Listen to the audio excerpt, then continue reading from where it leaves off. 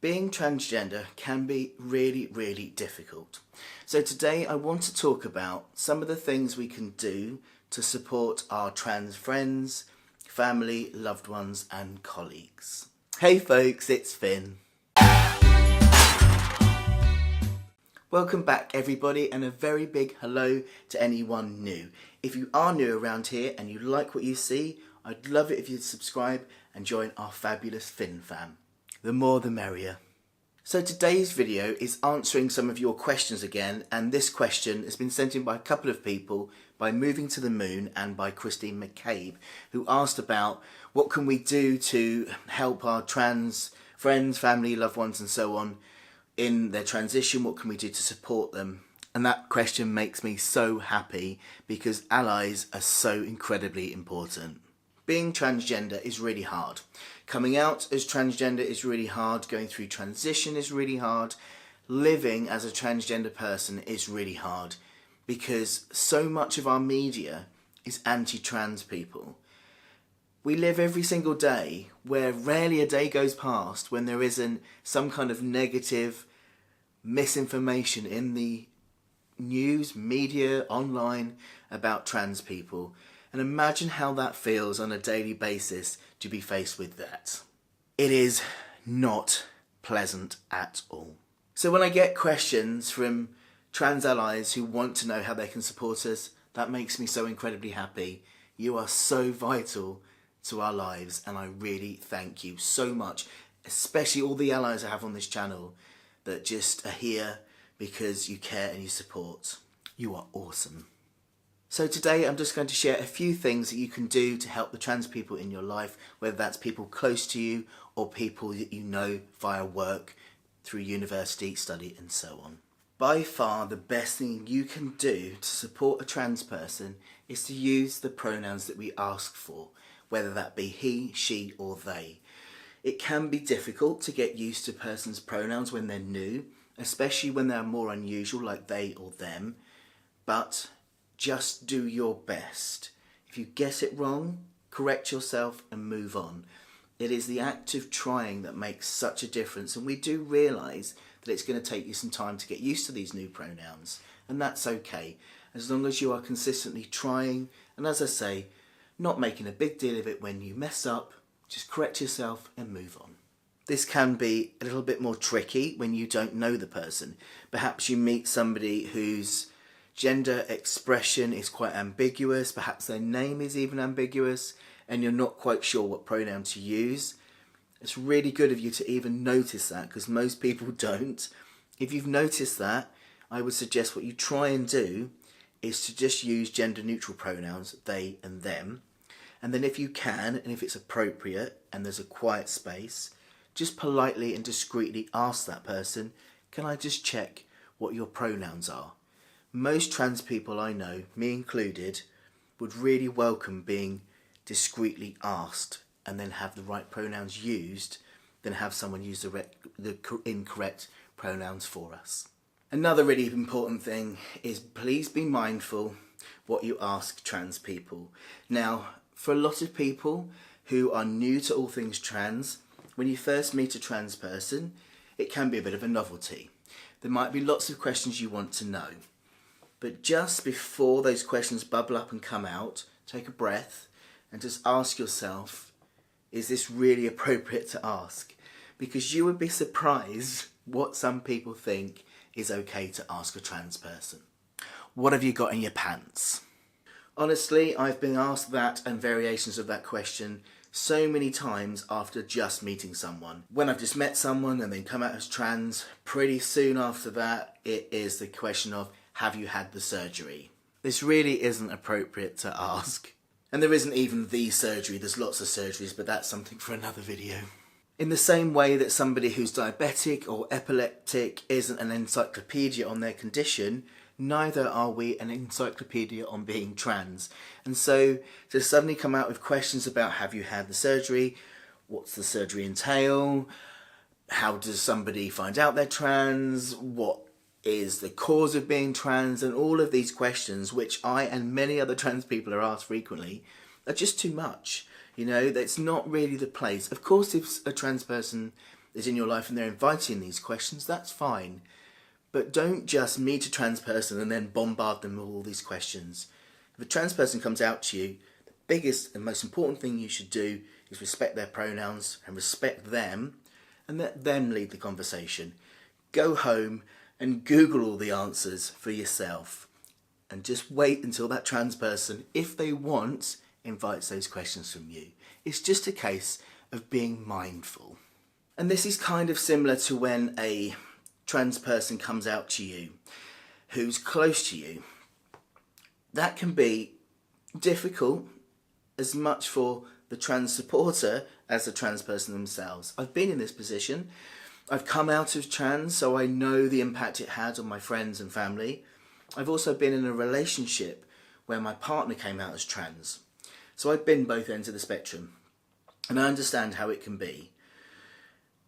And when all those difficult feelings come up about, oh, I've got to suddenly use new pronouns, that person's going to change, my relationship with that person's going to change, it is, of course, upsetting, and it's a huge upheaval for you as well as a trans person. But I'd suggest that you speak to a neutral party about this. Because when I first came out, I felt so guilty about asking for different pronouns, about putting people through this transition with me. And so the last thing I ever wanted was somebody crying or having a go at me about changing their lives. That would just make me go defensive and just feel even worse. So your feelings are valid. Go and find a neutral party to discuss all that with. Yes, conversations with your close trans person need to be had, but if you have the major, really emotional conversation with someone neutral, then you can have a more balanced conversation with your trans person, because it's understanding that it's difficult from both sides and that both people are better off getting their own individual support to sort out the relationship than trying to kind of work things out together, if that makes sense.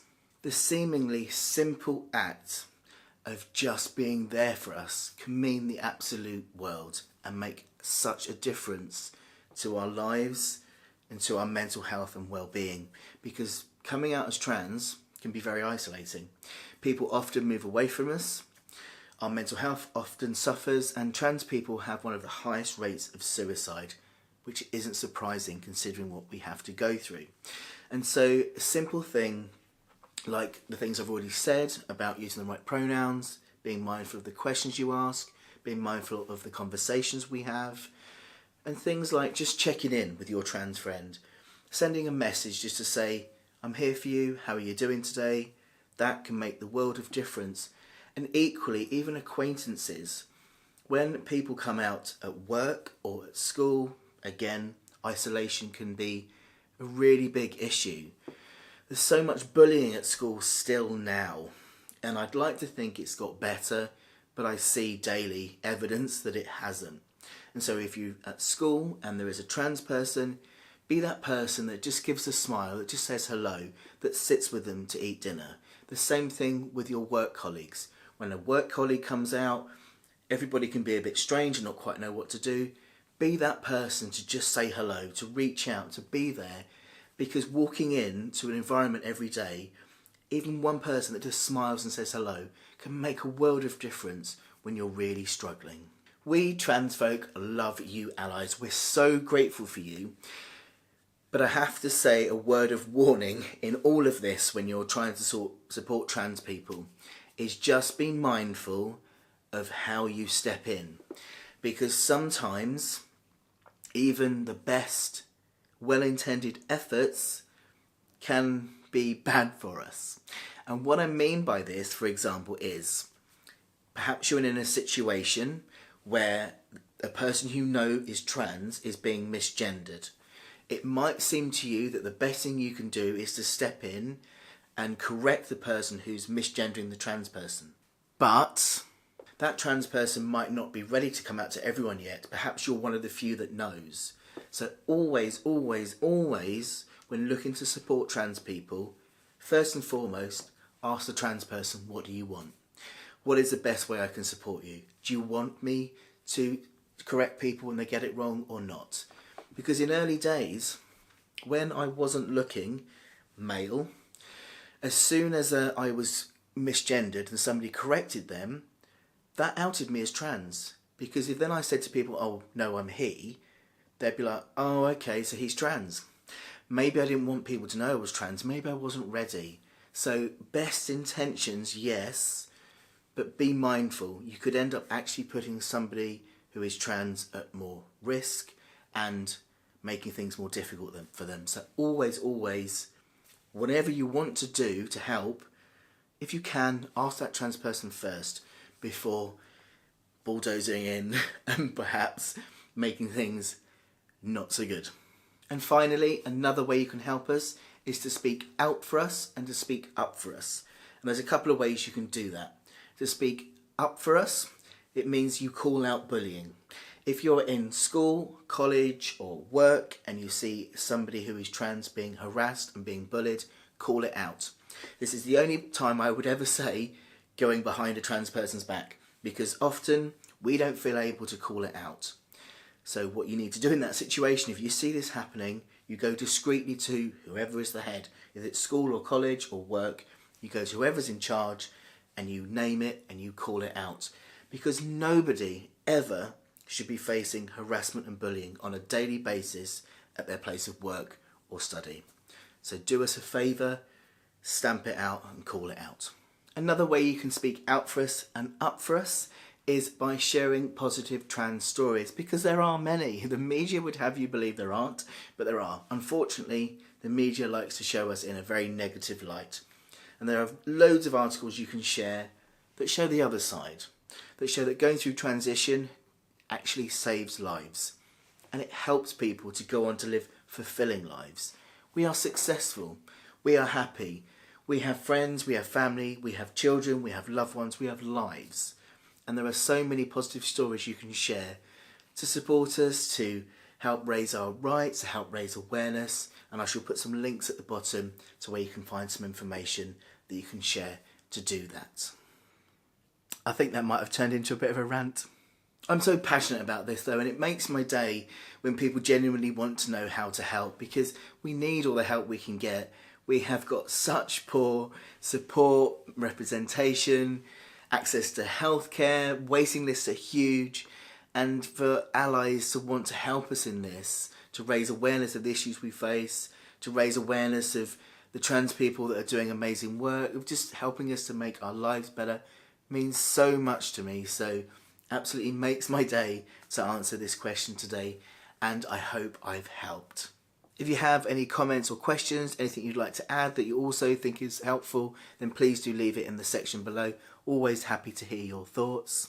As I mentioned earlier, if you haven't already subscribed, I would love it if you would. And don't forget that when you do subscribe, to tick that little bell, and then you'll be notified whenever I upload anything new. Thanks so much for watching, everybody.